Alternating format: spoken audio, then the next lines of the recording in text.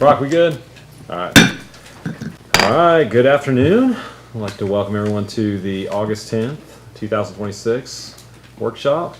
I'm Mayor PJ Conley for presiding over today's workshop. First, I'd like to call on our city clerk for the roll call. Yes, sir. Mayor Connolly? Here. Mayor Pro Tem Foreman? Here. Councilmember Jones? Here. Councilmember Hardy? Here. All right, Councilmember Scully has let us know he will not be attending this evening. Councilmember Robinson? Here. Councilmember Willis? Here. All right, Mayor Connolly, you have a quorum. Thank you very much. We'll now move on to approval of the agenda.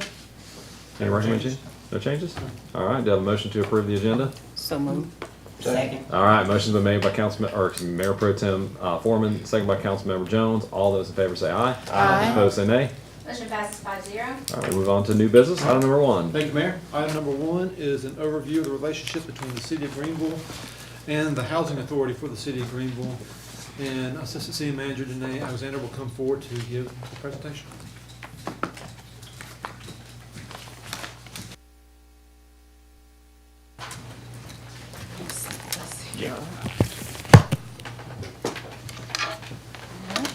Good afternoon, Mayor and City Council. As the City Manager said, I am standing before you today to provide an overview of our relationship with the Housing Authority of the City of Greenville. And so just want to kind of set the stage in terms of why we're here. The city has seen a large influx in complaints that have required a lot of involvement from city staff to ultimately get to resolution. And in June of 2026, we actually received correspondence from the Department of Housing and Urban Development regarding some non-compliance with inspections dating back to 2024. These were life-threatening deficiencies that could lead to a high risk of death if they weren't resolved. And we were able to get confirmation from HUD in July of this year that the Housing Authority is now in compliance with all of those outstanding violations. Based on that background, in June, City Council requested that we provide some information about our relationship with the Housing Authority and how there might be some overlap or how we collide. They wanted to learn about elevated concerns regarding substandard housing conditions, and also wanted to talk about tools where we could mitigate maybe some of the issues we were seeing and how we might be able to get more involved to get our arms around that. So just want to kind of set some foundation. In terms of the purpose of the Housing Authority, it is to promote safe and sanitary public housing here in the city. The Housing Authority is a creature of statute and local resolution. So Chapter 157 of the North Carolina General Statutes really lays the authority in terms of this particular allowance. And so within that law, either the city can run the Housing Authority, a redevelopment commission can run the Housing Authority, or we can have an actual housing authority. And so in May of 1961, the then City Council adopted a resolution creating the Housing Authority. It was a 3-2 vote amongst the council members at that time. And there have been some subsequent resolutions that have come out from council solely increasing the membership on the board of now we're up to 7 members. Another layer in terms of the Housing Authority is the oversight from the U.S. Department of Housing and Urban Development. They provide the majority of the Housing Authority's funding to be able to function. They do have some regulation over the Housing Authority. I mentioned the Inspire inspections at the beginning. And then they've got some regulation over their programming that they're implementing for the residents. Some additional information about the structure. They do have a 7-member board. As I mentioned, that board was created by the City Council. City Council is selecting or appointing membership based on a rotation. Their board members are eligible for a single 5-year term. This was a recent update in our rules of procedure, the council's rules of procedure, in February of 2024. Up until that point, they were allowed an unlimited number of terms, and we were seeing people sit on the board for multiple stints, many decades in some instances. So like I said, that rule did change in February of 2024. There is one exception to the rule in terms of the authority for the City Council to appoint, and that is the resident commissioner. They are first elected by the resident council, which is solely run by the Housing Authority. And once they are selected, then the City Council moves forward with appointment of that particular individual. A commissioner cannot be a city official, and that is by state statute. They are, once they are seated, they're then responsible for hiring a qualified executive director to really be able to handle those day-to-day operations. And as of right now, their Board of Commissioners meets monthly. It's the last Tuesday of each month at 6 o'clock. So a little bit of background about the Residents Council. As I mentioned, this is facilitated completely by the Housing Authority. The city does not have anything to do with this particular body. At this point in time, it is not operational. Each, like I said, resident commissioner is elected by this particular body. The term for our current resident commissioner expired in 2025, and we requested for a nomination for an additional resident commissioner, and as of today, we have not received that nomination. And the current commissioner is holding over. They're in a holdover pattern unless and until somebody else is appointed and sworn in. Their membership includes people throughout their communities. Everybody who is named on a lease as a head of household is a member of this particular body, and they're able to vote. And then outside of that head of household, those are non-voting members, but they still have a voice in terms of that particular council. These are just an overview of the initial goals of why the Residents Council was created, to be able to create employment opportunities, promote job training, education, healthy lifestyles, provide an opportunity for public housing residents to learn skills and the operation of businesses, foster pride in public neighborhoods, and then combat community deterioration and juvenile delinquency. Like I said, these were just the foundational goals in which that particular council was created. There's one other major component in terms of how the Housing Authority operates, and that is through their Greenville Housing Development Corporation. It is exactly what it says it is. It's an opportunity for them to hold a nonprofit that is intended to assist homeowners, home buyers, and renters to be able to acquire and retain a home of their own. But I think one of the core principles of this is it allows the Housing Authority, the Development Corporation, to borrow money without it working against the actual Housing Authority such that it's a liability and debt. It gives them coverage, essentially, for them to be able to go out, get money, loan money, what have you. So in terms of their portfolio, this information is provided to their commissioners at each of their monthly meetings. Based on their most recent report that they submitted to the city, they've got 714 units in the public housing portfolio, about 156 units in their non-public housing portfolio, 920 units with private landlords. Those are their HAP contracts where they allow for private landlords to be in the business and provide housing under the Section 8 program.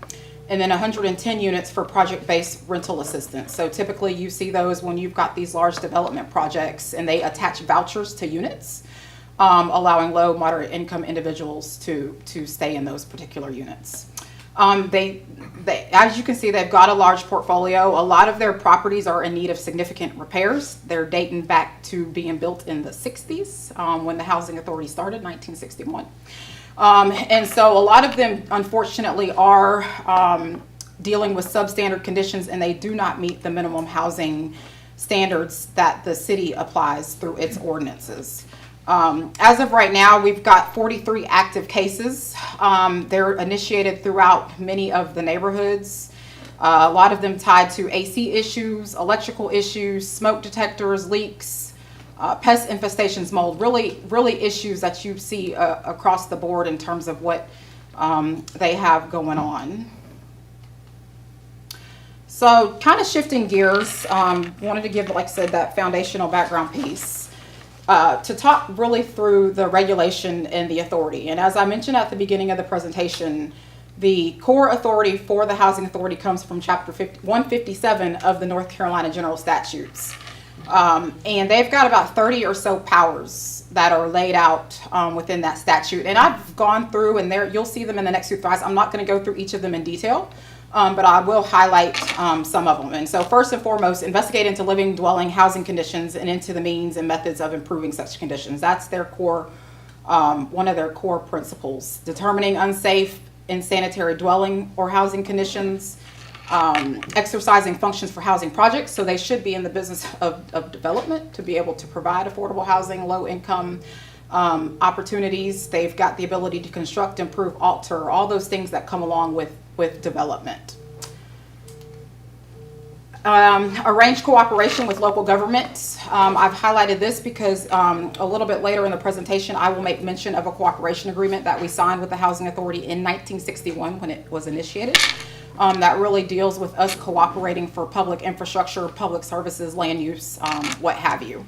And then the other bullet I'll highlight, that's really tied to them making information available to us in terms of conditions existing which are dangerous to public health, safety, welfare, morals, what have you. And so like I said, they are required to provide us with information regarding those types of conditions when we request it.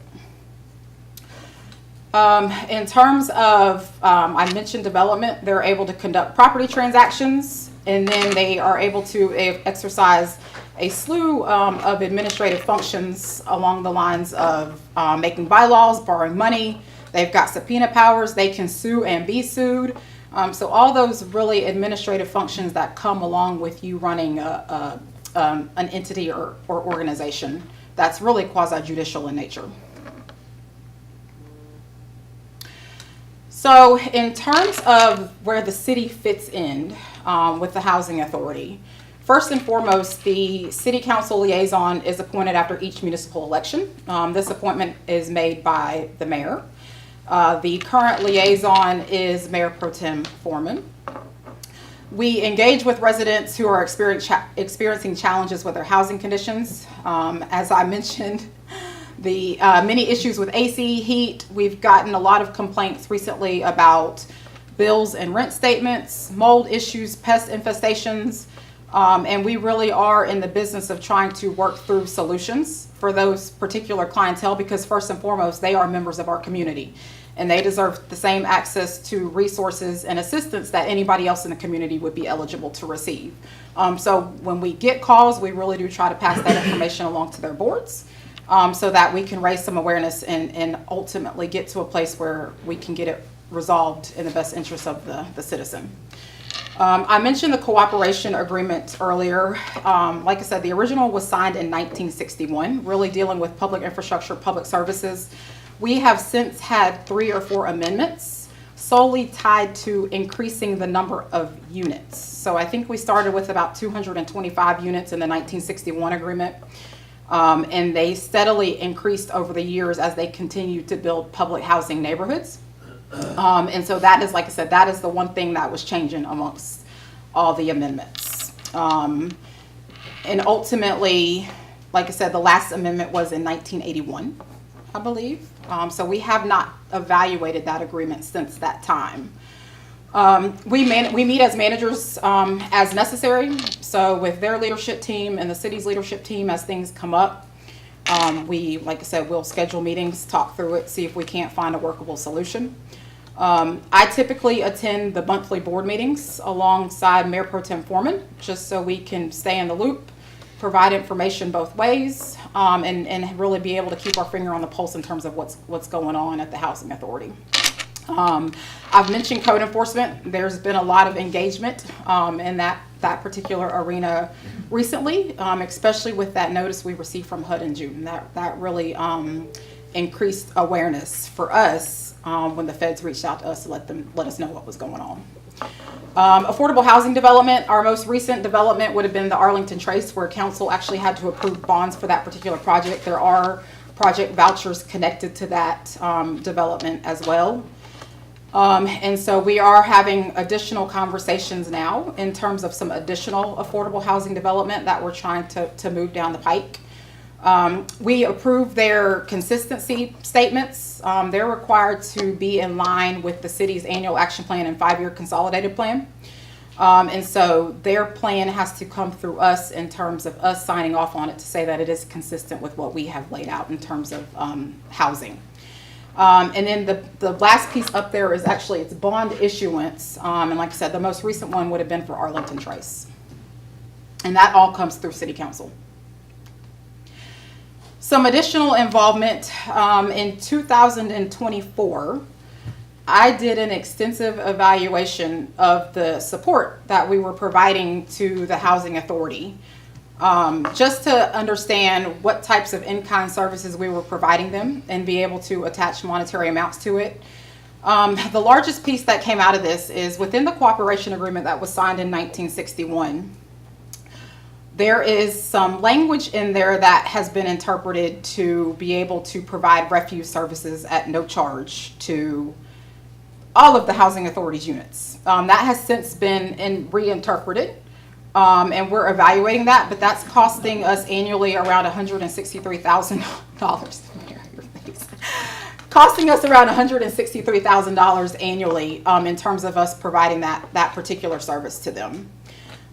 Information technology services, they use our fiber systems, our telephone lines, and they're paying for it in some instances, but it is not at a cost that would be more expensive because they're tacked into our particular services that we're providing. When you break down like the refuse services, is that individual services for each of the units, or is this like a larger complex where we're offering like dumpster services? And typically those tenants, do they still get individual bills for electricity for those units? They do. So essentially it's just saving the tenants money. It's not really being a benefit to the housing authority will benefit because they can, I guess, advertise that they have. Unless the housing authority were to choose to pick it up on behalf of their Correct. tenants. But typically, it's not like they would be charged directly for that fee. That's being passed along to the people that are living in the actual units. In terms of public safety, there are 2 officers that cover the housing authority's neighborhoods. The city covers the cost of one, and the housing authority covers the cost of the other. They're roughly about $80,000 per officer. One of the other angles is the shot spotter. We recently renewed that contract, and the housing authority is paying about 25% of the total overall cost. And that's roughly about $65,000, $66,000 that they're paying for that cost amongst the city, ECU, housing authority, and then Pitt County Public Schools. So it's 4 individuals or 4 entities that are helping to cover the cost of that particular contract. They've got access to our fuel station at our public services complex. They pay the same cost that the city pays in terms of being able to fuel their vehicles. And up until January of this year, they were using our health insurance. And so they have now gone out and secured their own plan in terms of that particular component. So with all of that information, one of the big things that council requested was for us to be able to evaluate any additional places where we could provide some oversight and be able to keep our fingers on the pulse. And so statutorily, out of Chapter 157, there are a couple of angles that I want to provide you all for consideration, discussion, for us to be able to determine what next steps look like. So first and foremost, the statute requires that they provide an annual report. And I will say that the annual reports have been fairly consistent. They're filing those with the city regularly. There was a time in 2008 when their board at the time voted to end the practice of coming before council and just simply submitting a written report. And so like I said, they've been consistent in submitting those reports. Last report we received was in 2025. And we anticipate receiving another one in September, October of this year in terms of their annual activities. I've talked a lot about the cooperation agreement. This is another opportunity that we have, and that is to look at the language in the cooperation agreement. Like I said, it was first signed in 1961.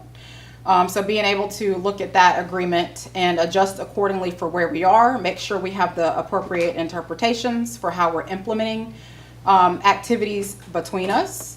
Some of the other examples in terms of those amendments, I mentioned that it included increasing the number of units, but it allowed for the making of loans and the facilitation of the rehabilitation program. And that facilitation of the rehabilitation program came up in 1981. That was one of the reasons for that particular amendment. One of the other statutory allowances deals with the budgeting and accounting piece. And essentially, the state law provides that the housing authority's budget finances all of those activities can function as a public enterprise of the city. And so what that would look like is all of their finances would essentially be running through the city and managed by our financial services department in terms of budget, spending, what have you. And so we have evaluated this provision. I think there's absolutely additional room to evaluate further to see what that would really look like logistically. But that is, like I said, one of the allowances that's written out in the state law.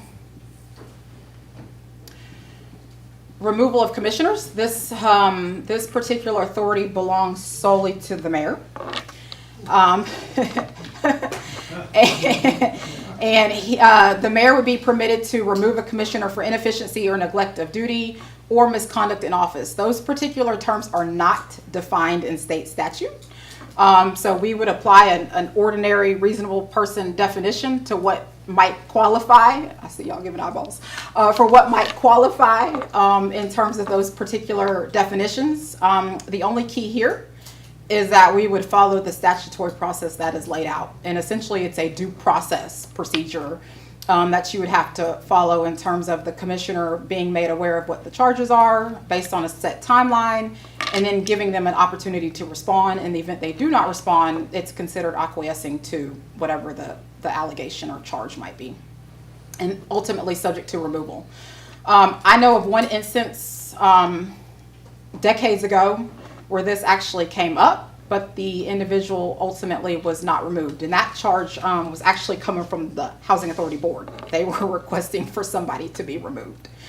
Like I said, I was not aware of or could not find any other instances where this statutory authority has actually had to be utilized. And last but certainly not least, this is really the nuclear option, and that's that's to be able to abolish the housing authority. We created them. We've got the authority to abolish them. And it's a matter of simply following the procedures that are laid out in the rules. And so if that became the case, either the city would have to take on the responsibilities, or a redevelopment commission would have to take on the responsibilities, and another option is a council of governments to be able to take on the responsibilities of the housing authority. And I think for this one, you're in a place where it's just absolutely egregious. This is probably not the first step. But it's an option, it's a tool in the toolbox that is out there.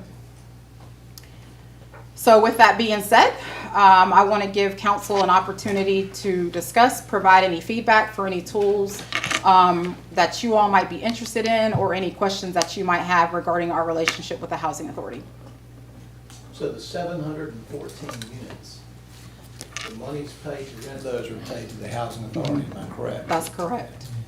And that's their operational budget in addition to any grants they may get from the federal or state government. That's right? correct. They're running a business. And when we say they give us a report, what's in that report when they give it to us? It typically consists of their activities over the course of the year. So a lot of times they're talking about capital improvement plans. They're talking about their portfolio in terms of how much. Process things. Right. Yep. Well, did their and you may not know the answer to this, but did the 2025 report they gave to the city council disclose all these bad housing issues they had? No. So No. is that an innocent mistake? Is it neglect, or is it intentional? Do we know that answer? I would say, Councilmember Robinson, that is those deficiencies when they came to the city staff is what really raised this to a higher level. That's what my concern is. Because, clearly over the last 2 years, the city manager's office has spent a lot of time addressing some of the deficiencies that are happening within the units. I know Councilmember Foreman has also spent a lot of time with contacts. It's got to the point where when we have those deficiencies, we are alerting the full entire board to make sure that not just the administrator knows, but the full board does. But when we received the deficiencies that dated back to 2024, that's where we asked for the information so that we could dive into it, to the point that we have opened up code cases amongst all the different neighborhoods.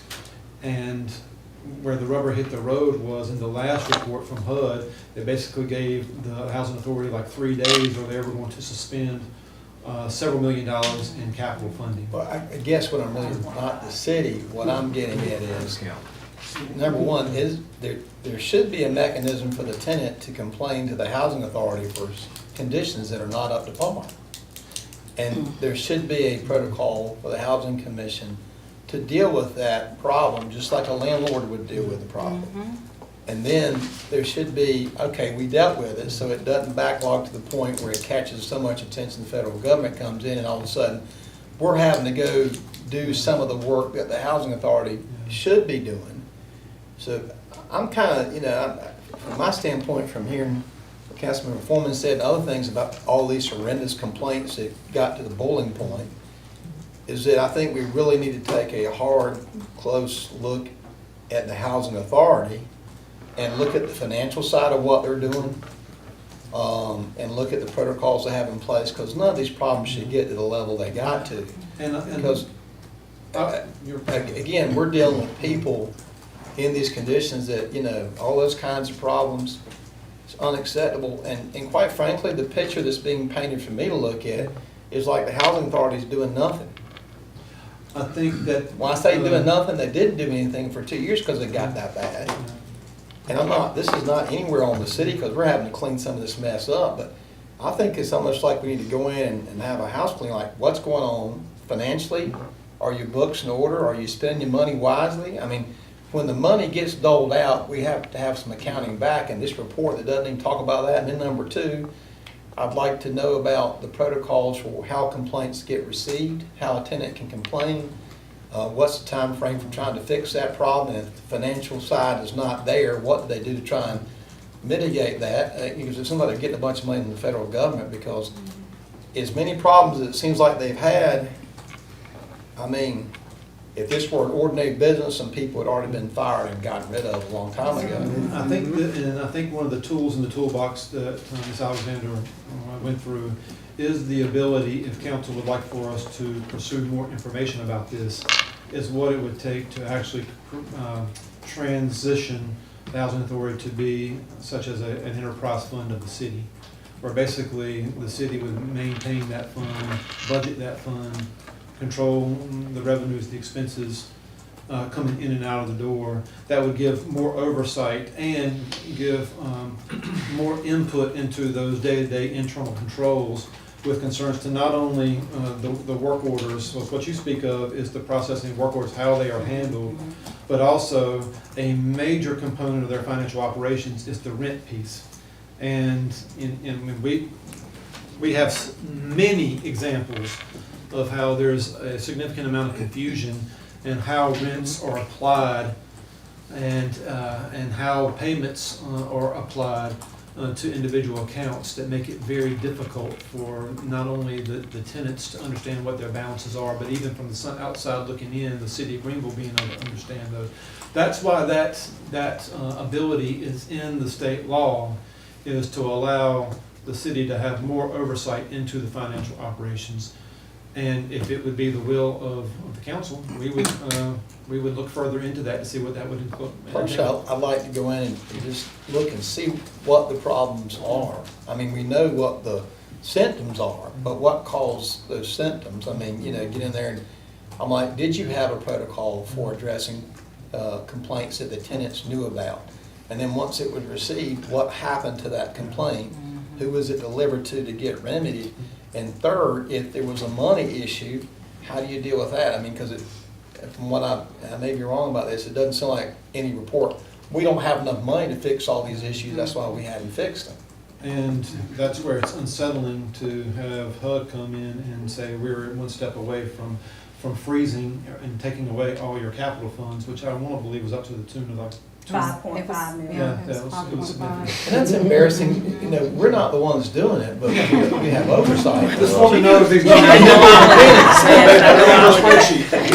We're forming new nickels and pennies. I'm just looking at it from a practical standpoint that, if I were in the private business and had 714 units as a landlord, I mean, that's a lot of units, and you got to be organized. You would have a mechanism to collect the rents and have a way to deal with the complaints. Otherwise, your tenants, you lose business because your tenants that were in the real world could leave and go somewhere else, but these tenants don't have that financial ability. And I'm gonna interject real quick, because, Les, I appreciate everything you just said, because you have described everything that I've been dealing with for the last 2.5 years.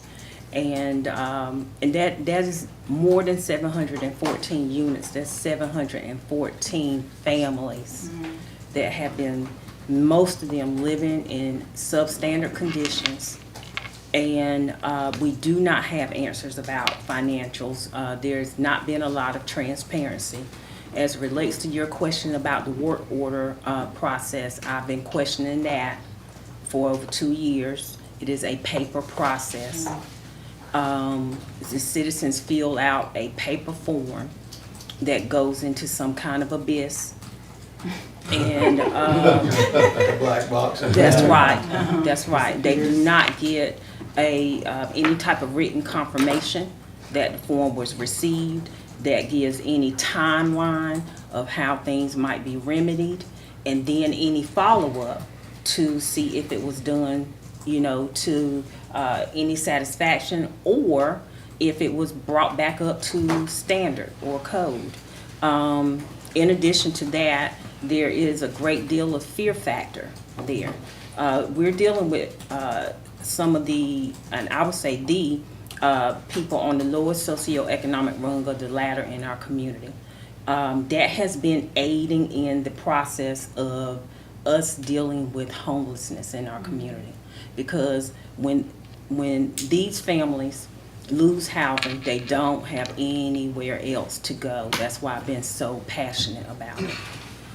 And so we have got to take the reins in some type of fashion, because people are struggling and suffering. Families and children. When we talk about the crime rate and things that we're experiencing in our community, that is a byproduct of that. That's a byproduct of that. When they're housing and food insecure and living in these conditions. I've taken Michael out. In 2024, I realized that I was putting so many hours every week into answering housing authority calls that me just sharing information was not going to work. So I personally started pointing them to the city so that city management would feel what I was feeling. And this is how we've gotten to this place, because all of us have been putting in work monthly that other people are getting paid for. And I would complain about that, yes, because it has taken a lot of my time. But what hurts me the most is that I know from what I have seen and felt, and so has Councilmember Jones, that these people are struggling and suffering, and oftentimes inhumane conditions. And yes, there's a limited amount of capital improvement funds that are allocated each year. However, if you're very intentional in how you use capital improvement funds, then you can fix things in a rotation, fix a certain number of units, move people into those units, fix the next section of units. If things have been managed in some type of fashion with some level of intent, I think we would at least be in a better place. We might not be in an ideal position, but we would be in a lot better position than what we're in now. And this is not right. What goes on in the housing authority impacts the entire community. And so we have a responsibility, and I'm saying this to everyone. I asked them to do this overview because I wanted all of us to be abreast on what's going on and what our citizens are struggling and suffering through. But you hit every single point in your questions. So with that being said, Councilmember Foreman's comments, I would ask council if the thumbs up for have our financial services department research further what it would look like with for the housing authority to be an enterprise fund, and as a part of that would probably be a very strong financial review of not only their finances, but also of their procedures, their internal controls related not only to work orders, but also to the application of rent payments as well. I'd like to see the financial audit and also a critical analysis of their operation procedures. From top to bottom. And that may require, I will direct our Chief Financial Officer, Jacob Joyner, to start putting the thoughts together, what that would look like. It may require an outside review of the financial statements and the internal controls. But I think this is the, I would echo those of council. I think we've got an obligation to the citizens of those communities, because first and foremost, they're not citizens of the housing authority. They're citizens of the city of Greenville. Absolutely. That's first and foremost. So we owe the same amount of due diligence for those individuals as we do anyone else, and that would be the first step, to bring back an overview of what that would look like at council. If you give a thumbs up. Mhm. Is that a good thing? Oh, absolutely. All right, we will move on to the next item. We have, second item is a code enforcement update. I'll again turn it over to City Manager Danae. I thought that was part of the. Nope, switching out. Oh, it's pouring down rain. All right, so as City Manager Cowan said, this will be an update on our code enforcement. And so just some background. Staff last came to you all in May to talk about a new direction for our code enforcement division and laid out a plan of action in terms of what that would look like.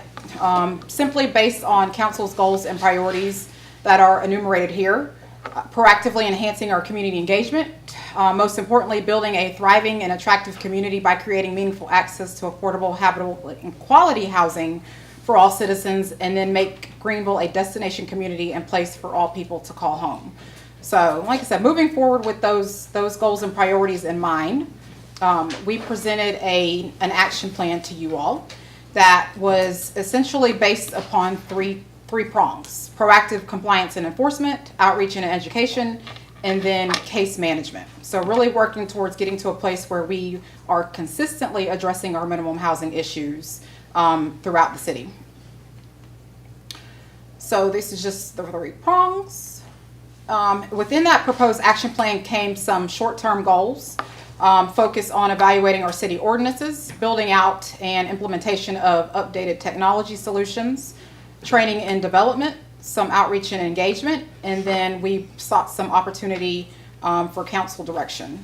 Additionally, we had some long-term goals that came along with the plan of action to really get us to a place where we were evaluating our resources and being able to make informed decisions and getting in a consistent cycle of us evaluating our processes.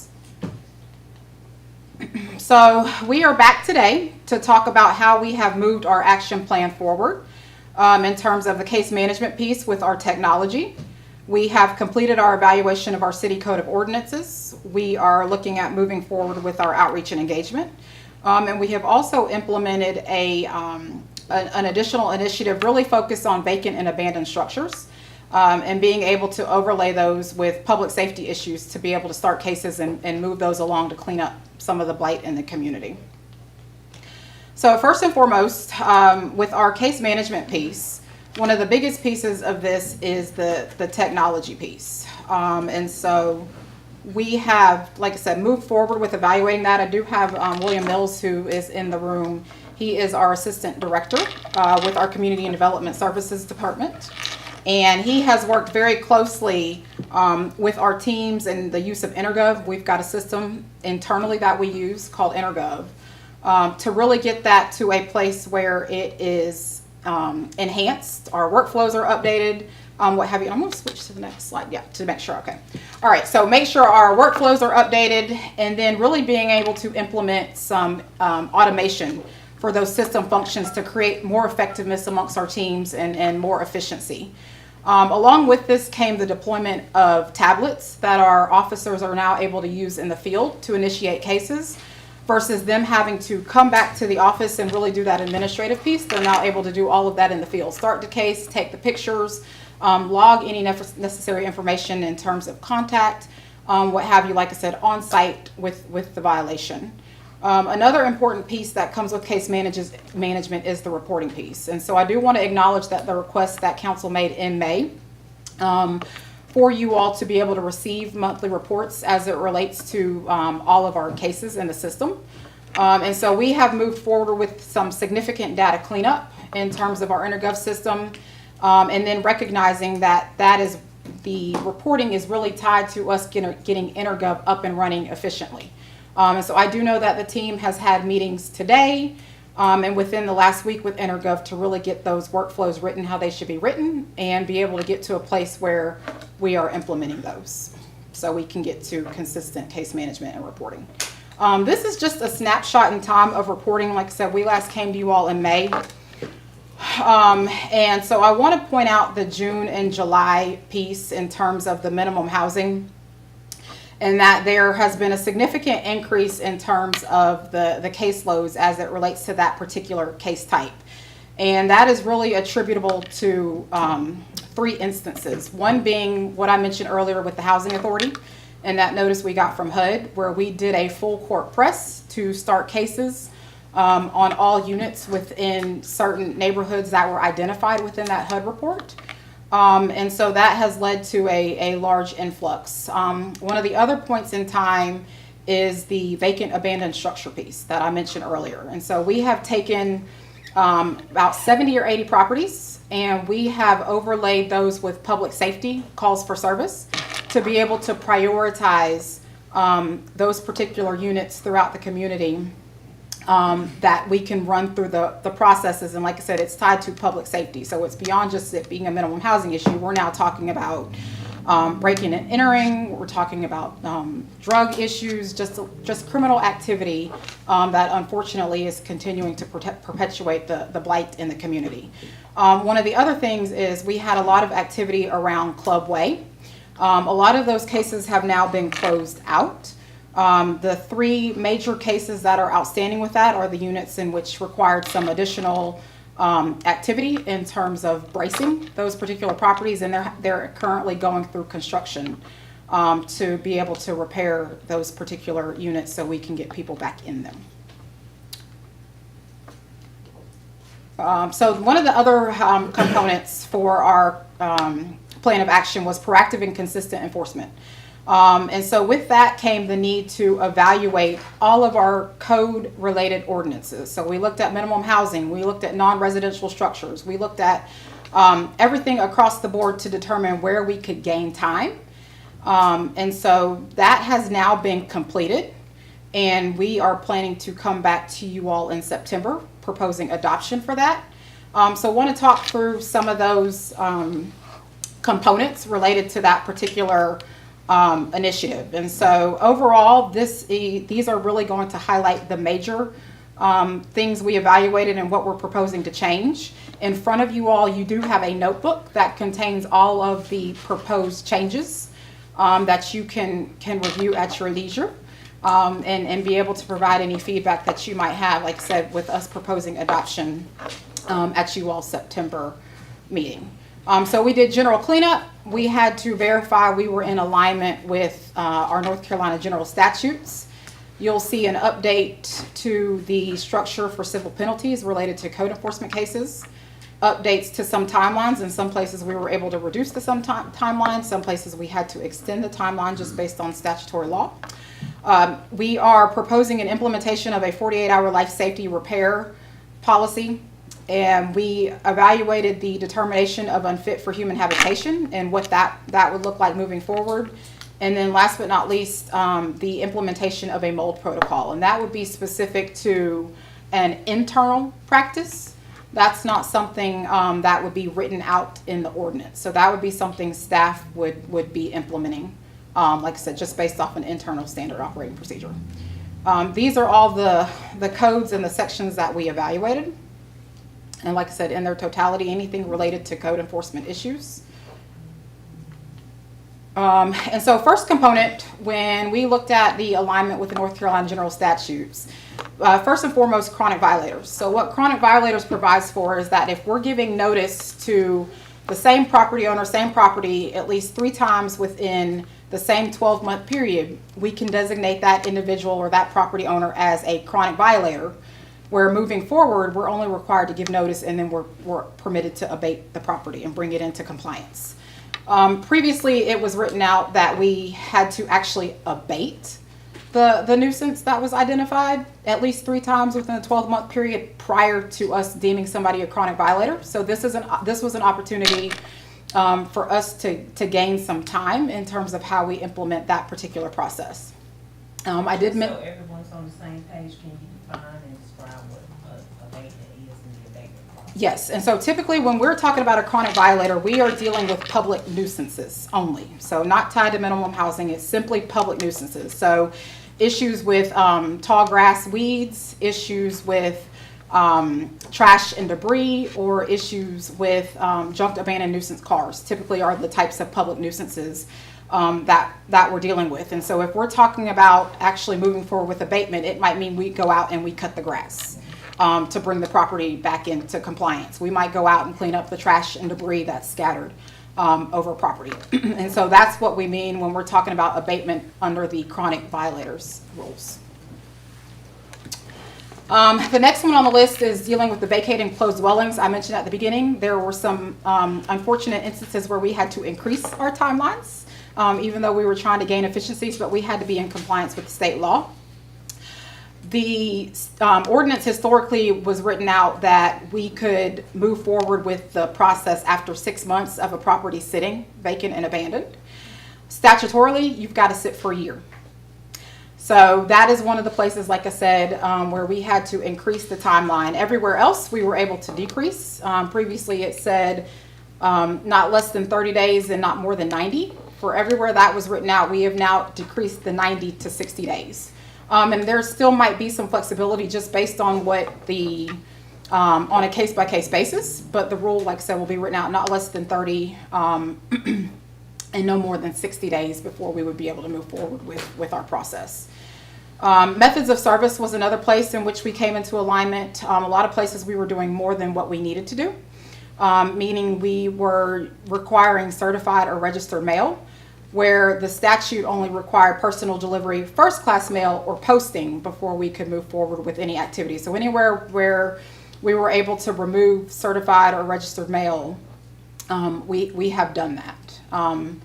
And so the two I've identified here are dealing with the weeds and vegetation, and then abandoned junk nuisance vehicles is where we were able to dial that back.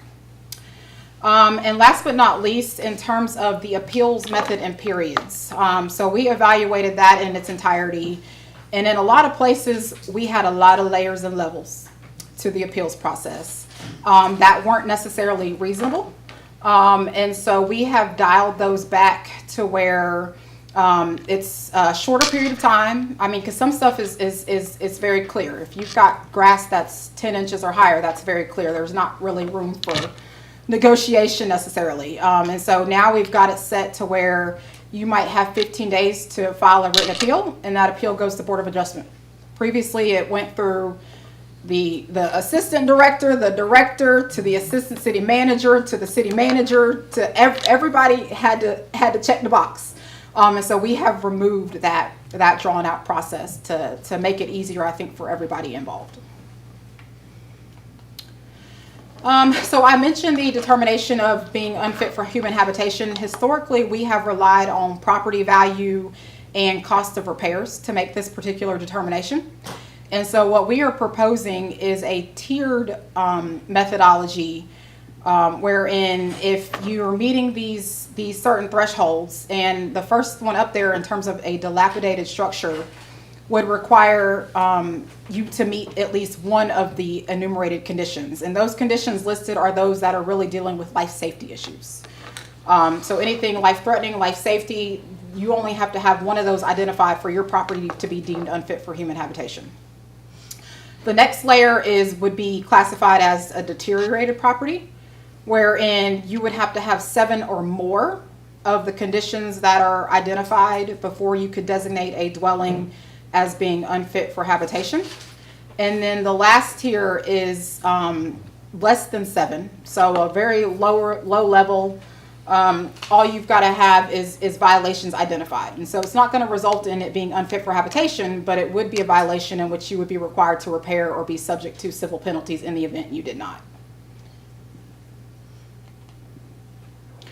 One of the other components is looking at our structure for civil penalties to really be able to ease the implementation of this. We are proposing to go from what's currently a tiered process to a flat fee.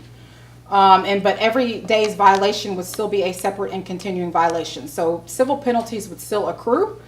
They would just be accruing at a flat fee versus you having to deal with tiers. So better for accounting purposes, better for city staff to be able to keep up and be able to implement.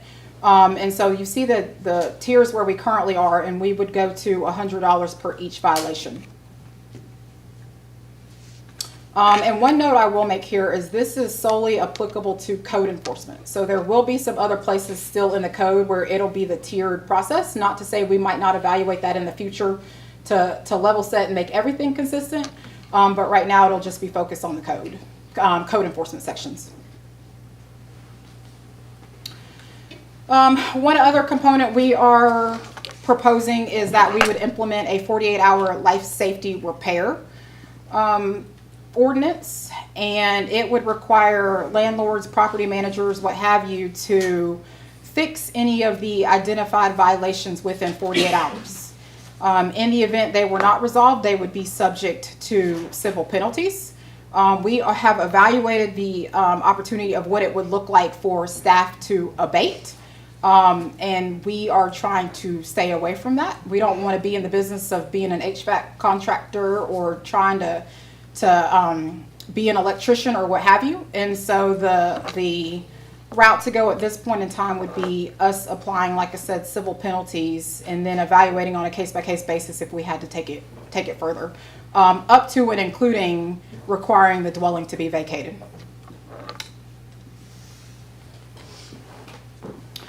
So I mentioned the mold protocol at the beginning. Like I said, this will not be based in the ordinance. This will solely be something tied to standard operating procedures that our staff would implement within our code enforcement division. We've seen an increase in complaints tied specifically to mold, and we did evaluate a lot of options in terms of what this could look like for city staff to be able to run the ball on this, but it's extremely cost prohibitive for us to be able to consistently implement any type of testing and or remediation. And so what we have decided to do, or we're proposing to do, is be able to document the mold-like substances that has been identified, taking the pictures, the measurements, identifying the locations, and all of this would go into the code enforcement report and be captured as a violation. The onus would then be on the property owner, property manager to handle the testing, to handle the remediation if necessary. All is, like I said, a part of the code enforcement case. And they would be subject to civil penalties or having to vacate the unit just like any other instance of a violation, depending on the severity. What would be the timeline for something like that, for the landlord to get testing and things like that? So we'll have to evaluate what that looks like, Councilmember Hardy. And so I don't see it being any different than our other cases that we're currently running, because there are set timelines in which they have to move forward with fixing it, about going to get a contractor to provide a quote, what have you. And so all of that's happening in tandem, and I would imagine this wouldn't be any different in terms of those timelines that are already spelled out. It's because this is just another violation, essentially. Could we have the testing fall under the 48-hour timeline, or is that? I think that becomes sticky because we're talking about life safety issues when we're talking about that 48-hour, and sometimes, I won't say all the time, sometimes it might not be mold, for instance. So not knowing what the substance is, because typically we're only looking for the source of water infiltration that might be causing the output. I don't know that would be reasonable. Could we require the testing to take, at least for them to take a sample and send it off within 48 hours of the case being open? I think that's something we can evaluate, but like I said, I don't know that would make the most sense in terms of how the processes are currently laid out. But we can certainly evaluate that. Just one suggestion I think that would be very helpful. You know, a lot of companies, they do have the resources and they do have the contacts just from dealing with those type of issues on a regular basis. It may be advantageous for the city's code enforcement officers maybe to put together a list of ways to remediate the issues. You know, I'd just say, like, for us, I don't want to say there's a certain company that we call anytime that we have an issue like that, and then we send them out there. They take care of the issue. They're certified. They know what they're doing. They put in the proper equipment.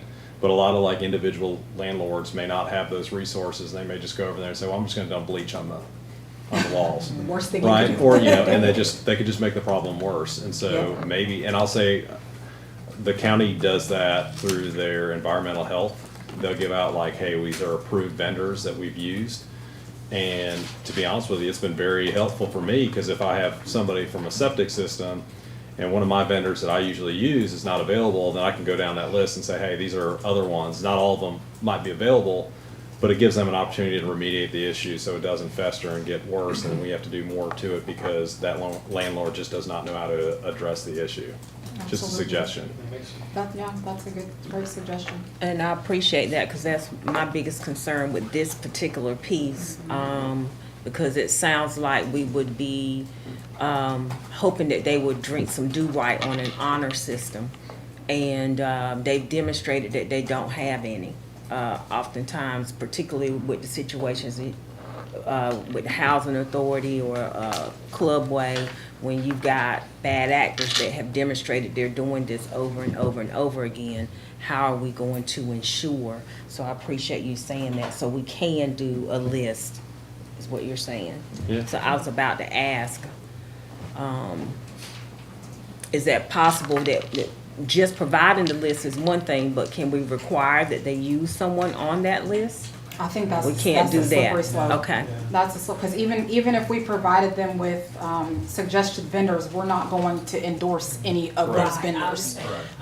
So it's just information that they can use to assist them along their way, but we certainly wouldn't require them to use anybody on the list.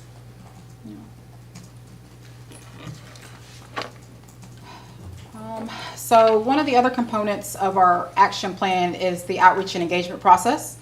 And so we are moving forward with that. I think August 25th is our first date on the calendar for us to be in the community and talking with our stakeholder groups amongst property owners, renters, landlords, whomever. And so like I said, that will start in August. And I just wanted to put a snapshot up there because we have had an intern in the city manager's office, Miss Malia Pearson, who is a student at Pitt Community College. But she has been working hard this past summer. She'll actually stay on with us through the fall. But she has been, like I said, working hard with us to create collateral that's consistent, that's engaging, what have you. And so this slide just shows a snapshot of what some of that collateral looks like that will be taken to the community when we start our outreach and engagement sessions in a couple of weeks. And this is just a list of topics that we will be focused on. The PowerPoint presentations and all of the information will really be the same. It'll just be tailored towards whomever that particular target audience is. So with that being said, we will be, like I said, recommending adoption of the proposed city code ordinances at your September 10th, 2026 meeting. We will be then moving forward with our training and development of code enforcement officers. That becomes a foundational piece, and we will rely on a third party to assist us with that. We will continue our community outreach and engagement, and then we'll continue implementing our technology upgrades for both Intergov and other systems that might be involved to be able to provide you with consistent data reporting, and then also making sure our officers can provide for consistent case management.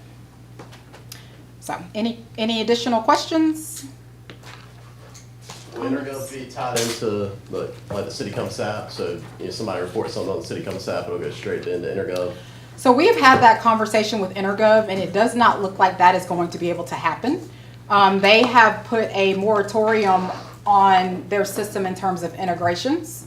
And so maybe that's something that can happen in the future, but right now those systems will not be able to talk, and Intergov has made that very clear with us, unfortunately. So how will that process work? Will somebody have to manually put it into Intergov when they get the report in from the city comes up? Yep, and so the expectation will be is that City Comp is public stuff, for what some people might know it as, will solely be for the external facing community members, because historically we have used it as an internal system, and that's what we're trying to get away from.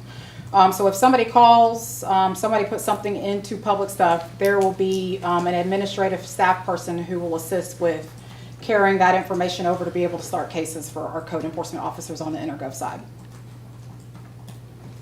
Yeah.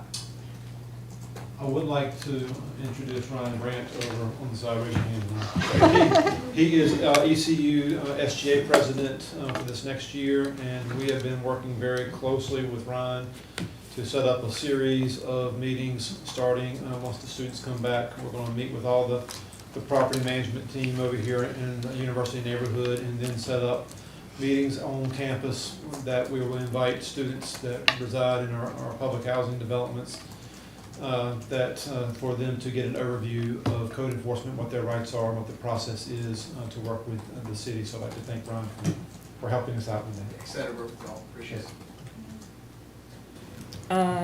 I have one last question or concern. As I listened to this and read through this after the briefings and all of that, I think my biggest concern is the 70 to 80 vacant and abandoned structures. Because what I hear is that translating to people losing their property, and would imagine that a good portion of that is in West South Greenville and possibly in the ETJ north of the river. You know, we've kind of gone through a period of dormancy as far as pushing the code enforcement, and have to accept some level of responsibility in that. But the other thing is that rather than putting people in a position where they would lose their property, oftentimes this being air situations where people receive something that they were not prepared financially to take care of. You know, is there any way that we can put together some type of initiative or something to help people save their property? We do know, everyone knows that that has been an ongoing issue, but that is something that I don't want to see the city get in the business of. And I'm gonna tell you that that is gonna be a public relations nightmare if it's going to be known that the city is taking structures over in West South Greenville and the north of the river area. And I would want to know what percentage of the 70 to 80 vacant structures are in that area. What is the communication process? And again, looking at the possibility of an opportunity to help them save that, than just taking it. And 50 and 10, which I spearheaded the idea of, comes to mind for me, but not at the expense of the community and people that I love. I would not sit by idly and watch that happen without, advocating for it and taking any action to help them. So that's my biggest concern. When I hear that, that's what I hear. And I've asked straight out and gotten that answer. So I can say that publicly. I've asked straight out and gotten that answer, that is what that process would look like. And so for the community, the city needs to be part of the solution, not part of the problem as it relates to that. Not only with that piece of people losing their property and their legacy that they could pass on to their children, but it would end up potentially being part of the gentrification process. And I won't co-sign that. Respectfully, if we could verify what the percentage is before we go down that road. If we can just verify what the percentage is that are Harris property, I think we can have a better premise for this conversation. Absolutely.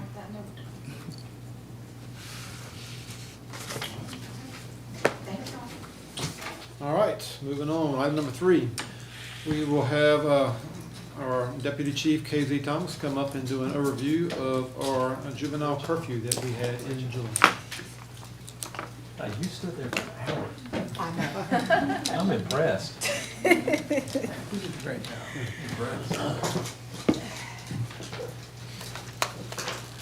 All right, well, good afternoon, Mayor and Council. I am providing an overview of the downtown juvenile curfew. So Let me see what screen I'm looking at. Look at this one. So we started to notice a problem as far as the police department in May. In May, we started seeing an uptick in juveniles just coming downtown and hanging out.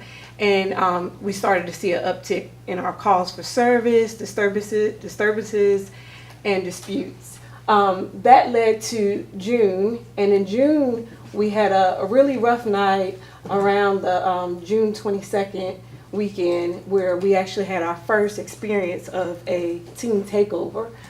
And what that looked like that night, we had multiple fights. And when I refer to juveniles, I'm talking about anyone under the age of 18. And we saw multiple fights and physical altercations. We recovered some firearms. We recovered about nine to 10 firearms this weekend. Now, all of those didn't come from juveniles, but that's just letting you know that firearms were downtown and amongst some of the incidents that we had. We also had businesses that were impacted. They had to close early, and we used a significant amount of police resources. We ended up calling in officers from all over the city to have to respond to downtown to help with the crowd control issues that we had this weekend. So our goal is always prevention. It is not waiting until Greenville has a problem, is to try to jump ahead of this. So if you think about what's recently happened in the news, 4th of July, the city of Raleigh had an incident on 4th of July where they reported anywhere from 3,000 juveniles to 5,000 juveniles that showed up to their, bless you, Briar Creek area. And that ended up ending in 9 people shot, and they also arrested 29 people. That was Raleigh. And then recently, July 11th, Charlotte had an incident with a teen takeover where they had anywhere from 200 to 300 juveniles that showed up in their university boardwalk area, and they ended up arresting, they arrested 12 juveniles and cited 10 adults. So our goal is not to get to that point.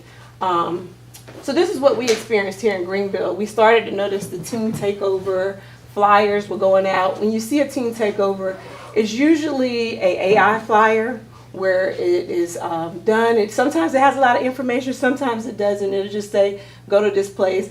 This one is announcing that this is a part 2 because this was after the first incident. And they were just encouraging people to come downtown to Greenville on June 22nd. In our response as a city, the mayor issued an emergency curfew for June 26th. What we did with that curfew, along with the city, is we made sure that we really educated people, explaining to them what was expected of juveniles, where they could not be at, and that curfew was for the downtown area. We focused on warnings as far as for law enforcement. We made sure that we gave people opportunity. We gave the juveniles opportunity. When we saw them, we went ahead and told them, hey, there's a curfew this weekend. You need to go ahead and start making your way home. So we issued a lot of warnings. We also had focused enforcement. We brought in more officers because we knew that we could expect crowds and we didn't know how it would go with the curfew. And we had high visibility patrols, so lots of officers.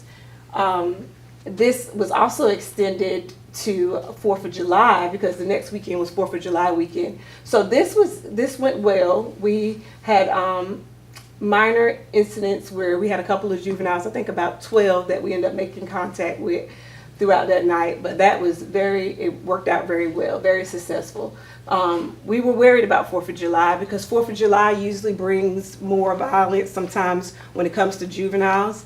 In Greenville, we have seen over the years, 4th of July has been an area where people come to the celebration, especially juveniles, and then they meet up with people and we start to see the fights. So we were worried that they would already be in the area and it would be really easy for them to come to downtown and have another teen takeover.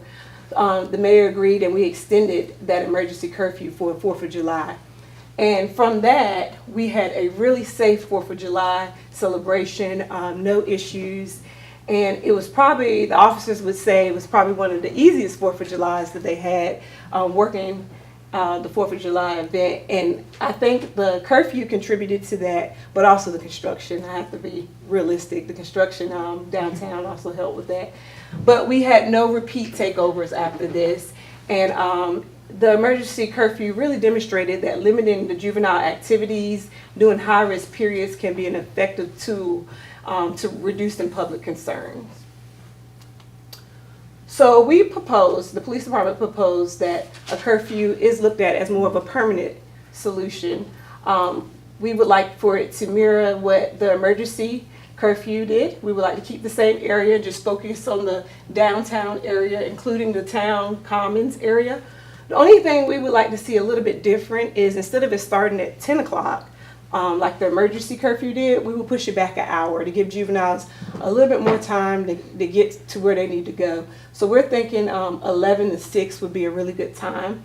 And our reasoning for wanting to keep it in this area is really what we see here is a high dense population of clubs and bars and alcohol and college students. It really isn't a place for anybody under the age of 18 to be, because there's nothing that they can do down there. They can't get into anything. So what happens is they tend to hang out on the street, and when they hang out on the street, that's usually when they see somebody, and that's when activity that tends to happen when it comes to fights and disputes. This would apply to all juveniles under the age of 18. Now there are some exceptions to this, because you always have to think about, well, what if? So some of the exceptions would be if they're with a guardian or a parent, then they would be allowed to be down there. If they're coming from work and they're traveling through and it's a direct route, that would be an excuse for them to be down there. If they're responding to an emergency, if there's an emergency situation, then yes, they will be allowed to come down. And if there's some kind of First Amendment protest or something like that, they are allowed to participate in that, so they would be allowed to be in the area. So our recommendation is for consideration for a permanent downtown juvenile curfew ordinance, and we're just looking at the council for direction. All right, any questions, comments? Do you want to include July 4th, that's not on a Thursday through Sunday? July 4th, no matter what day it's on, tends to have the same issue. That's what I was saying, so you got Thursday through what, Sunday? Oh, if it's not on the calendar, we can. Thursday through Saturday, do you want to include July 4th also? Regardless of. Like a holiday. I think, yes, that would be wonderful. The answer is yes. Wonderful. Why just Thursday through Saturday? Well, those are the days that we see issues. During the week, we really don't have a issue. I don't know if it's because of school or whatever, but Thursdays is when we start to see the crowd increase. It really is Friday and Saturday that we see the bigger increase, but we know Thursday, Friday, and Saturday is typically when people start to hang out. It starts on Thursday, goes up on Friday, but really it's peak on Saturday. Mm-hmm. Well, I'd just like to say, I don't know if I fall neither here or there on that. You answered a question that I know the community would ask, is why downtown specifically. So you answered that question with the density of bars and things of that sort. I appreciate that. I think that needs to be part of the leading of the communication process with this, so that citizens understand. But the other thing I would like to say is that particularly as you talk about these teen takeovers, that it is a symptom of a larger issue, and that larger issue is teens looking for social opportunities, opportunities for entertainment, community, and engagement amongst their peers, and lack of safe spaces. And I would even add, provided by people that care. And so as I think most of you know, because of those things, those were the bulleted things that I pulled together a team of community leaders and citizens to do Summer Wave, and it was to answer those issues, with which the first night we had over 400 teens participate and have averaged 200 since. From July 1st, which was the week that the teen takeover started, to July 31st, we had 2,000, our participation was 2,290. And as of today, is 2,735. And so I shared that, not in any bragging kind of way, but to highlight the bigger issue of needing things for our teens and our young people to do. And so it is bigger than just putting on curfews. It's supporting efforts that I suggest are community-led, but that are offering them something more constructive to do in safe spaces with people that care about them. And I would echo that. This is actually something that we started having conversations about well over a year ago, and your desire to have something for kids to do because of the uptick in crime that we saw last summer. Thank you. And so we haven't seen quite that uptick in crime this summer, but we did see the impact of the teen takeover, which echoed that need to do exactly what the wave has accomplished in doing and allowing a large number of teens to have some place to go several nights a week, which has been outstanding. And also, again, I'd like to echo for the council, I cannot stress enough how unique Greenville, North Carolina is in its downtown area. There's not probably a handful of downtowns across this state that have the same situation that we do, where you have such a large number, a dense number of bars right beside each other, right next to a college campus. And so it's a draw to a lot of activity, which keeps these guys very busy outside of teens. So that's one of the reasons that we're looking at this, is that that it does not get out of hand on any given night. And I think it's worth saying too, I appreciate what you said, and I think that's a great idea, but it's not a one size fits all, right? And the other thing too that I think nobody's really talked about is some of the people that were responsible for the actual teen takeover that took place weren't from Greenville, right? And so we've also got to protect our own city too, along with allowing the people that are in our city to have a place to go. So it's a multi-pronged approach. It's not just, hey, we can do this and this is going to fix the problem. We also need a place for people from our community to be able to go to, because that's who we represent, the people in our community, and we want to protect our downtown from people that are going to come from any city in eastern North Carolina or beyond that want to come down and cause problems here. And let's just, again, put it on the table. This is just one tool in the toolbox. There is discretion here. On any given weekend, you see just a few teens down there. Not that big of an issue, but if you see 100 or 200 just show up, then this provides that tool to say, hey, we need to move this on.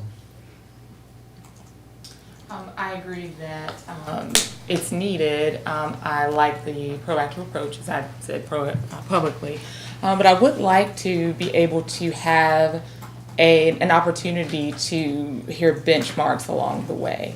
So say for the next year, to be able to hear quarterly how this is working, if you feel like it's working in the way that it was intended to, for us to be able to be kept updated. I think that's important. There have been some things I feel like that we've done over the course of my time on council that I would have wanted to learn more about and be kept updated, just so that things don't get lost in the hustle and bustle, so that if it's something we need to address, make adjustments to, we can do that.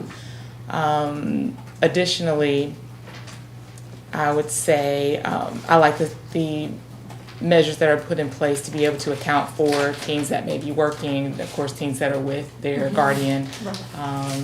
If you're passing through, I think it was coming from work or something that you mentioned.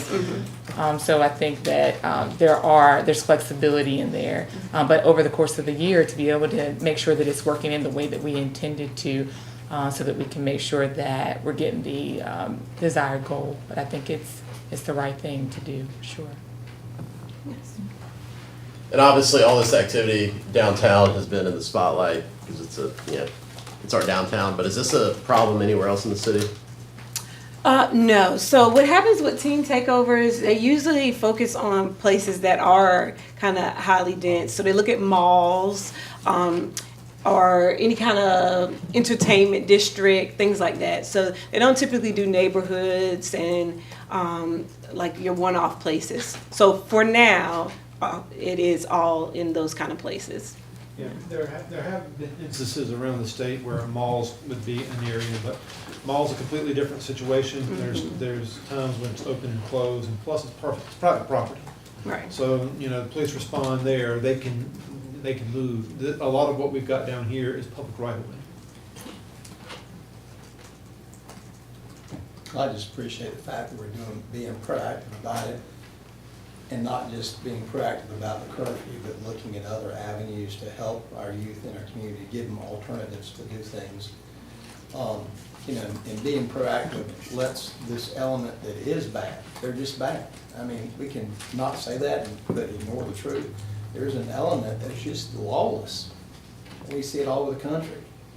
I think we're sending a message to those folks, don't come down to Greenville, expect that like this kind of mess, we're gonna deal with you. But being proactive with things in our community to give our youth other things to do, because a lot of times, I guess we grew up at skate parks and ice rinks and stuff like that, things that kids, I guess I'm dating myself, and Councilman Foreman's kind of shaking her head with me. You went to the ice rink, which was run by Bubba Rawls, that was on 14th Street. You had a roller skating rink, you had other things to do. That if you were young, you had activities to do, and now it seems like, and during the day, you go to your local parks, recreation, and play caroms down at the park, or kickball or something like that. A lot of that's gone away. The Boys and Girls Club have done a good job providing some things during the day, but, they close.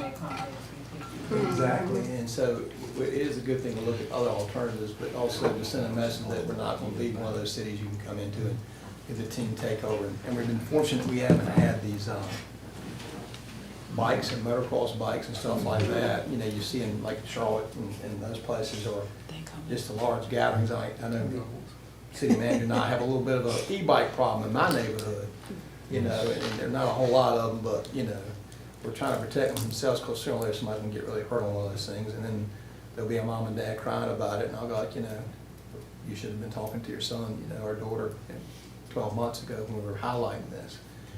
But I'm glad we're taking a proactive approach forward, but not just a single focus. We're looking at multi-pronged, trying to deal with it. And I appreciate you doing that and being a lead for it. And I hope anything that we can give you as a tool that'll make your job easier to enforce and keep our downtown areas safe, I hope you will keep coming back to us to tell us what those things are, so we as a council can look at them and try and make some good decisions. So I take that as a thumbs up to bring back next month an ordinance to move forward. All right? Okay. All right, the last item for tonight, workshop, is a review of the city's traffic calming guidelines. I'll call forward our civil engineer, Stacy Pickford, for the presentation. All right, good afternoon, Mayor and Council. This is a review of the City of Greenville's traffic calming guidelines. Just a little bit of the evolution. Our guidelines were first incorporated in 2001, with our first update incorporated in 2008. At that time, we added a point system and we removed all way stops from our approved traffic calming measures. Second update was incorporated in 2015. At that time, we created an updated point system. And then our third update incorporated in 2020, we removed the petition process. So the initial qualifying criteria, this is what we look at before we can even do a study on a city street. It must be a city-maintained public street classified as a 2-lane residential street under the City of Greenville's MSDD, must have a roadway width of less than or equal to 40 feet, and that's back of curb to back of curb, and must have a posted speed limit of 25 miles per hour. So if we get a request from a roadway that is not posted 25, that's the first step we take, is reducing the speed limit. This is our criteria point system. The first thing we look at is our speed. So the speed we look at is the 85th percentile, which is the speed that the traveling public is going at or below. The 85% of the traveling public is going at or below, and that's typically what's used to set speed limits. So, for example, if the 85 percentile speed comes in at 28 miles per hour for a 25 mile per hour posted speed limit, you will get 9 points for speed. Pedestrian activity, you get 5 points assigned for each school, church, bus stop, public park, community center, senior living facility, or shopping center that is likely to generate a significant number of pedestrians crossing the traffic calm street. And you can get 5 points if there is no sidewalks present. Volume, you get 4 points assigned for every 400 vehicles per day, up to 20 points. And then we have other factors, 0 to 10 points, such as sight distance problems that can be improved with traffic calming. So there's a total of 100 points maximum score, and you need a minimum of 30 points required to qualify. In addition to the previous listed technical criteria, we do have special conditions unique to a location that is not covered by the general criteria listed in the above point system that may warrant the installation of traffic calming devices. So that's kind of engineering judgment. We haven't really run into this, but it could be any number of things that could qualify. So the procedure, the city receives a request and performs a week-long study of the area, and we only study when schools are in session, so that's typically September through May. The data collected includes speed and volume. The data is evaluated and compared to the point system, and any special conditions are considered, and then a determination is made if the street qualifies for traffic calming, and a response is sent to the neighborhood contact.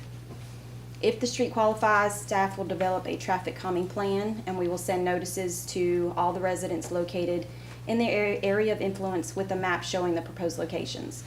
We allow a 2-week comment period, and the way we have our notices set up, if you do not respond, we take that as you are in favor of traffic calming being installed. So as long as we receive majority of residents in favor, we move forward to the installation phase. So the types of traffic calming devices that we currently have, speed humps, which we no longer install, speed cushions, traffic circles, traffic diverters, edge line striping, rumble strips, and speed boards. The last two are what we have used on non-residential streets. And then what we currently have installed, currently there's 48 speed humps, which we are removing as streets are resurfaced and replacing with speed cushions. We have 583 speed cushions installed on approximately 90 city streets. Can I ask why we moved away from the speed Maintenance, humps? the cushions are a lot easier to put down. Emergency vehicle access. And, yeah, emergency vehicle access. The fire trucks can straddle them. We have 2 traffic circles. They are both installed in Moywood. We have 1 traffic diverter that is also installed in Moywood. Edge line striping, these are also referred to as parking lanes. We have these in several neighborhood streets. It just visually narrows the roadway to help slow down traffic. Rumble strips, Hooker Road, and then speed boards we have on Charles Boulevard. So this is kind of just a table to show the material cost per location based on street width. For street width 16 to 22 feet, we need 2 cushions, which is approximately $1,300. Street widths of 23 to 32 feet, we need 3. That's a little over $2,000. And then street widths of 33 feet to 43 feet, we would need 4, and that's about $2,700. And that's just the material. This table shows what we have spent the last 4 years on traffic calming for the material and installation costs. And this is just the initial costs. This does not include whenever we resurface a road, we have to take the cushions up and reinstall them once the road is resurfaced. And those expenses are paid by the pavement management program. And then this table is just a breakdown by council district, what we have installed. Council District 1 has 120 total devices, Council District 2, 150, District 3, 69, District 4, 100, and District 5, 192. You're way behind. And that's it. Any questions? Any questions, comments? I would like to talk It's very to telling. either one of y'all after. I've got a resident that says that she had speed cushions improperly installed on her street. So Okay. I'll talk to y'all about that. Is she a registered engineer? They want to put speed cushions in my driveway. I will say that one of the things that I hear the most as city manager is citizens wanting more speed cushions. And I think that is echoed by some here on council as well. So you've got to have a measuring tool. You got to have a formula. If not, I mean, it could be also. If we wanted more to qualify, we would have to adjust the formula. And so, you know, I would ask the council for direction if if we would like us to take a closer look at the formula, tinker it, or No, that's my opinion. I wouldn't. I would just leave it as it is. I wouldn't, sorry to raise this. But I think that's interesting though, because you have the district with the most. most. Right. So for those that don't and need more, then it sounds like to me it needs tweaking. You know, I don't necessarily think that. I think that there has to be a need there too, right? I mean, there's a there a formula in need? place. Yes, there's a need. But the formula's in place. I mean, Right, it's, but it's not meeting the need. So just because, could you go back to like the things in the area that you would need? So a school, the formula. plus, I think are there being requests, because I know, Yeah. Yes, There there are. are And I requests. remember having a distinct Yes. conversation with you, Michael, and you were saying, you know, if we need to change it, then I want to have the ability to just change it. So if we have to give you the ability, then Yes. I'd like to do that. Absolutely. Yeah, I mean, I gotta take guidance from council before we tinker with it. And I've given lists. I guess I'm looking at it, you know, I know, in my district, people are very, we got a couple of roads in our neighborhood, Michael, Pinewood, like what, almost a mile, 3/4 of a mile probably, and it's straight as an arrow. And then we've got Chesapeake, we got a lot of roads that are straight and long, and I think our neighbors speed and also use as a cut through, but they've been very vocal about it. And I'd like to see the number of requests that were made and denied versus the requests that were made and granted, because, I mean, I think the point system's pretty easy, that if you ask for it, you're probably gonna get it. So we don't have them on. I'm just saying, That's the one thing we get a lot of but people to me, asking the for. point system's fair, right? If it's there, it's there, right? And I think part of the problem that I've seen in government is we like to manipulate things so it meets whatever criteria for something. But if you create a system that's been used and that's been the way, and I've had to be on the other side where I've had to tell people that your road did not qualify. I mean, that's just the way it is. I mean, you could come rip them out in my neighborhood. I hate those things. I mean, personally, I do. But I think that if the system's in place and it's been used and there's certain criteria, there has to be a need for it. But if we start manipulating them, who's to say that more of them aren't going to be in Les's district, right? You're going to have more roads that are going to be over there. They're going to get qualified too. And then what do we do when we run out of funding?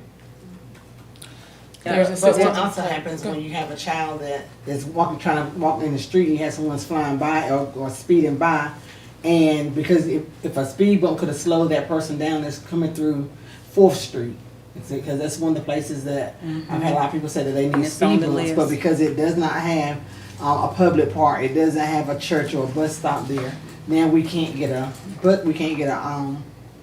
speed hump because of that. So there has to be some type of exception, some kind of a rule that we go by. So, well, okay, well, you may not have these ends to give you out 20 points. So that's going to stop the people that's in my district from being able to get their speed hump. And it's not that the requests haven't been made, the requests have been Right. made. I don't know if at some point they weren't being passed forward, but I know in the last 2.5 years, they've been being passed forward. And we've gotten some, we've gotten, Myrtle and Chestnut, but Nash is, coming, but there are other areas that they are, desperately, in need, that, based on that criteria, to reiterate that, would be more difficult. I'm sorry, I was just gonna add too, sometimes too, it's a perception issue. So traffic calming isn't intended to stop a handful of speeders. It's not going to. So if you have people in the neighborhood that are going 50 miles an hour down a 35-mile-an-hour road, the traffic calming isn't going to stop those 2 or 3. It's never going to qualify. The intent is that it is a consistent problem with high volumes. The other issue is an enforcement issue, and traffic calming isn't going to work regardless of what tools. And to your point, I would never ask for them for something where there was 2 or 3, where our citizens have been asking for them, like we know the density of traffic that goes down those streets, and quite candidly, is significantly more than in the areas that seem to be more prone to have them, just because of the density of the communities. And so, to that point, 4th Street maybe shouldn't be, but it's kind of like a little thoroughfare, almost. Because of, right. And so we know, and we know that that's not the case, and would not ask if we thought it was the case. Right, but that is what the study does. I mean, we take the numbers. We're not guessing, it's not up to personal perception. We actually put counters out. We take the volumes for that road over a week's time. We try and do it during the most populated times, like she said, during school. So no one's guessing at the numbers that show up on this point system. Now, if we need to modify the point system, that's one thing, and then it's applied evenly across, obviously, the city. But right now, it's based on the hard, cold numbers. The other thing is that speed and volume data are the two biggest contributors to that point system. You know, the other things like if there's a school, if there's a sidewalk, it's the speed and volume data that's really going to justify. And like Lisa said, we collect that data. But part of what I heard you, go ahead, I'm sorry. How about people who've been killed on Hooker Road? That's, Is that in that? you can take accidents into Yeah, account. Let's stop right there. We're talking about neighborhood. Yeah, residential. Residential. Yes. However, what I was going to say as it related to that is that you said, I think you said most dense times, like when school is in or what have you. And if you're not from that community or don't know the dynamics of that community, your formula for determining what the time is might not be the time that of most of the activity in that neighborhood or that Well, and community. maybe I didn't mean most dense time of day, because we do it for 24 hours, we do it for 7 days solid. I just meant time of year. So we don't do it during the summer months when people are on vacation, that kind of thing. So you do the See it give in. count over a week and what you perceive to be the busiest time of year for traffic on that area. Correct. So we could do nothing, keep it as is. We can look at modifying the look back period, whether it be a week, extending that period, or we could look at changing the form. It'd be the pleasure of the council. Well, is there any suggestions? I think some people have said that the formula they don't feel is sufficient. Is there any suggestions that we want to give We the would have staff? to, we would have to I research. would have to mold it over, but I mean, think are there any numbers- suggestions though, like off the top, without messaging the staff in the future? I mean, does anybody have any suggestions of what you'd like to see changed in the formula?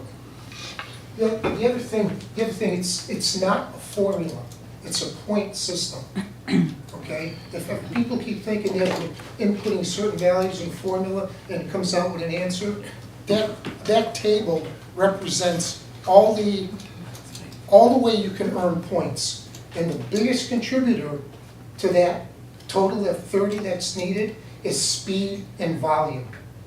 So that should make everyone understand why in a residential neighborhood, you're not getting that speed and you're not getting that volume that Stacy talks about. So, And also what Rick is trying to say is if you adjust the parameters for the speed and the volume, it's going to be done uniformly, which means that more in your district could be thrown in there, or who knows how it would impact the numbers. What is the time period as far as if something were to fail, how soon can somebody go back and ask for it to be recalculated? So we do use professional judgment with that, meaning if there hasn't been significant development that's happened in that corridor, we typically do not restudy it unless it's just been a number of years and different people are involved.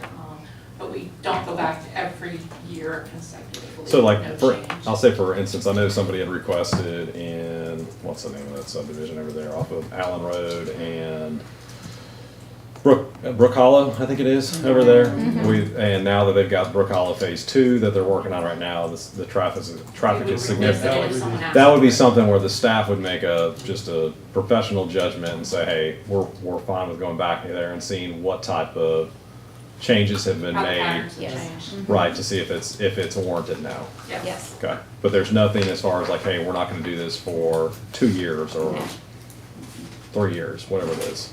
Okay. Because that, because that restudy, it may show that the volume has increased. And again, the volume and the speed are the biggest contributors to satisfaction of that table. So, Rick, does our point system mimic some other city as a guideline? Yeah, I was gonna say, when we did this last update, we canvassed similar sized cities throughout the state Yep. to help develop these. that was So- back in the 215 update, right? Mhm. Yeah, I mean, our previous point system, we were saying no majority of the time. We were, so this did open up a lot more neighborhoods that were not qualifying before. And like I said, it was based on canvassing the rest of the cities in the state. And we still have an option that, I know I've used the chief before to say, hey, go run some enforcement on this road and send a message to people driving up down, because word kind of gets out quick. That, the popos over there running radar and drive a bunch of tickets and do it random days over several weeks. I kind of sends a message to people to kind of maybe drive slower. I find, at least in the neighborhood, the people who are chronic, I call them the chronic speeders, that speed bump doesn't slow them down a bit. I kind of yell at them and raise my hand, I'm at my stop sign, because they'll come through, and they're literally jumping the speed bumps with a car, like a Honda Civic, and bottom them out. No, for real. I'm not joking. I've come home and I've seen a car flipped on Chesapeake. I'm not kidding. But there are other factors, and I would have to really meal this over. If you guys will go to the screen that had the totals on it, I think that is very telling, number one. But the other thing is, PJ, you mentioned Brook Hollow. Brook Hollow is a neighborhood with very narrow streets and not a lot of parking. People are parked on both sides. And so there's some other kind of overarching factors that probably led to them asking for them, that are in addition to what is part of this point system, I won't say formula. So, but those are narrow streets and people are parked on both sides, so that might have, and it is dense out there also. I don't know what the answer is, but I do think it needs to be something. We can. Do you want to come back with suggestions? We can come Is there any back- feedback though that can be given we want to to? put it out there and get direction from the council. If council's asking us to come back with some suggestions, we can come up with suggestions. Does anybody have any suggestions to give them some guidance? Because sometimes we just ask for guidance and that's, it comes back and it's not what we want. You said it was 2015 when this point system, look and see if there's anything more updated to drive these speed humps. Anybody else have any feedback? I mean, there could also be a public safety aspect that we could pull into this and look at as well. Hey, I do want to say, Deputy Chief, soon to be Chief, you guys are doing a great job as far as traffic enforcement. I left my house this morning and I was going down Red Banks Road. You guys were pulling them over like crazy over there. And then I was coming down the road from an appointment on Greenville Boulevard. You guys were pulling them over there too. So I saw 2 of them today. So I appreciate all that you guys are doing to be able to enforce the speed limit throughout our community. Yes, we have a really good traffic unit. All right, does that sound like a deal? Sounds Yeah. good. All right, awesome. That's all we have. All right. Do I have a motion to adjourn? Second. All right. Motion been made by Councilman Robinson, second by Councilmember Hardy. All those in favor say aye. Aye. Those opposed say nay. Good. How you doing? Good.